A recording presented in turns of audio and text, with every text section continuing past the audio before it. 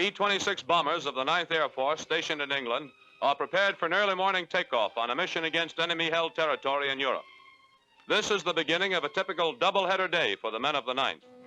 An early start is essential, for on these days, 2 missions are completed, one in the morning and another in the afternoon. Their targets usually are enemy airstrips, supply dumps, and rocket installations.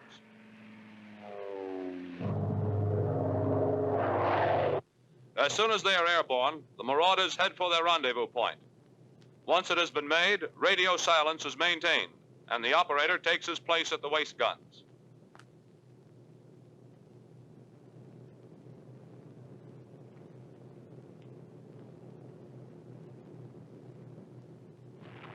En route to the target, enemy anti-aircraft batteries go into action.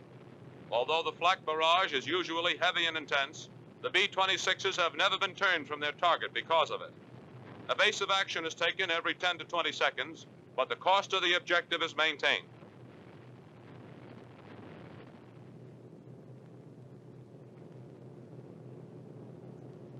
Over the target, a German twin-engine fighter field, it's bombs away.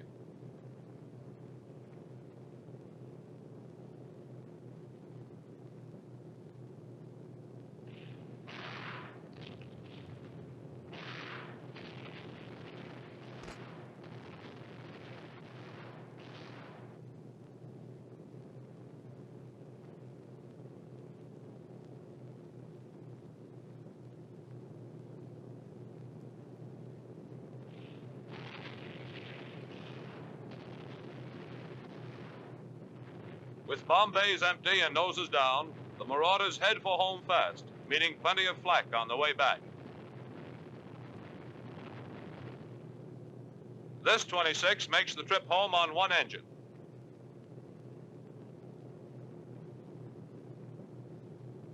Over the base, they peel off and come in for their landings.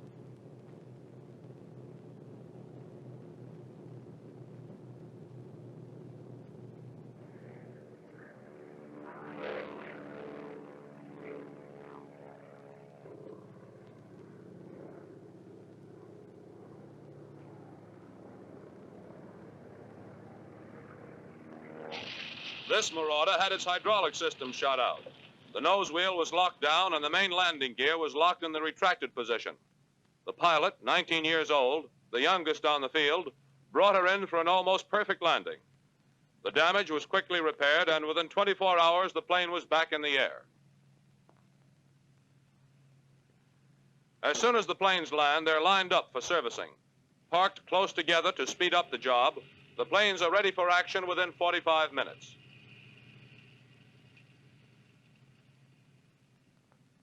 While the bomb bays are being loaded with 500-pounders, the plane's crew is fed. With only 45 minutes for lunch, the men don't stray very far. The planes are refueled, rearmed, the crew fed and ready for takeoff on the next mission within 3/4 of an hour.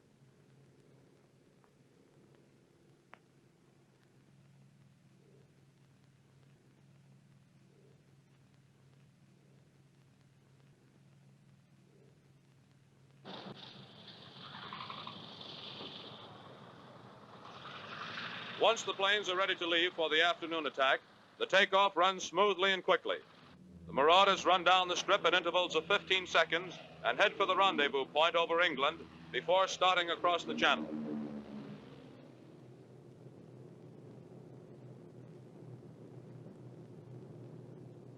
At the rendezvous point, other flights join to form a complete box of 18 aircraft, and the trip to the target is begun.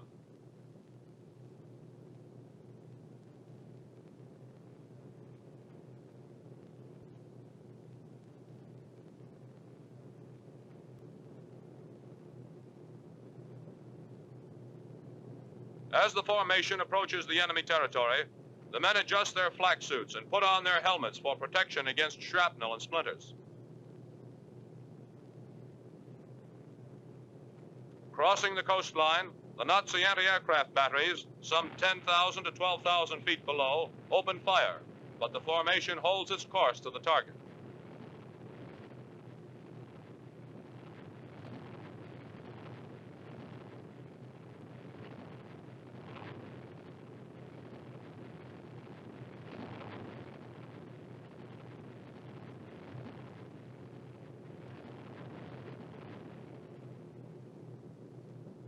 The bombardier, who is also the navigator on the B-26, snaps his switches, and once more it's bombs away.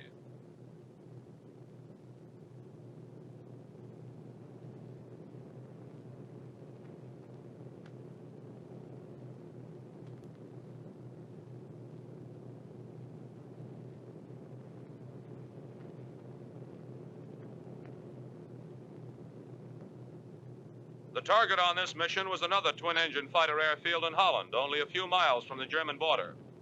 This field was one of several bases from which Nazi planes have been raiding London. Runways, dispersal areas, hangars, bomb dumps, and barracks were hit.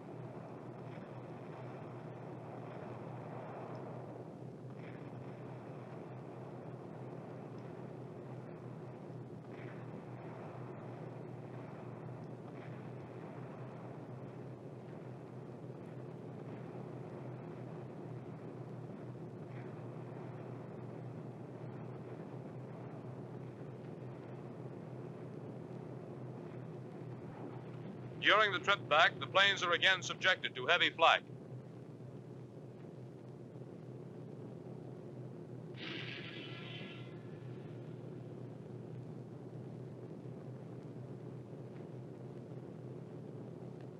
Two Typhoon fighters come alongside to guard any damaged planes on the way home.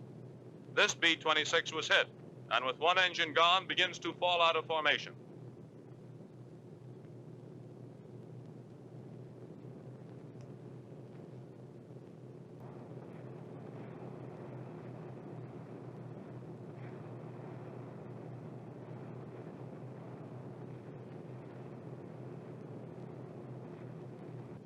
England and the home field looked mighty good to the men after completing a double-header day over Nazi-occupied Europe.